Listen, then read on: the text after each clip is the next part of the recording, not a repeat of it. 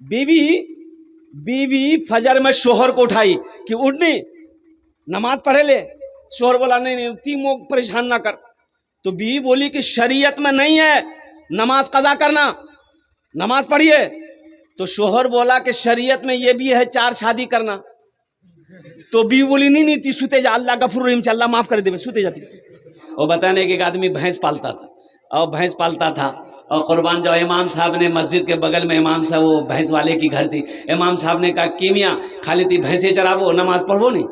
बोला मौलवी साहब मोक टाइम मिलो, मोर पास टाइम कहाँ, 20-25 भैंस छे, दिन रात तुम्हारे पीछे नहीं रोही। तो इमाम साहब ने बोला कि सुनो नमाज पढ़बो नहीं, ये भैंस ज्यादा दूध देता। बोला है हाँ, बोला ये बात पहले कहे ना बताया हमको।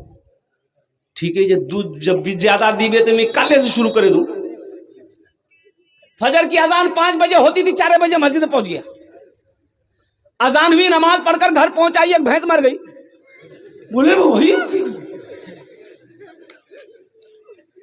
सर पकड़ कर बैठा, भागा मस्जिद इमाम साहब के पास। बोला इमाम साहब गजब है गई है। बोला की भैया रे? बोला अभी ना नमाज पढ़े हम। बोला हाँ। बोला घर गए भैंस मर गई। बोला सबर कर, अल्लाह इम्तिहान लो और ती घबरे गई ना कि? बोला नहीं घबराई, जा। जोहर की अजान हुई, बड़ा डरते डरते मस्जिद पहुंचा।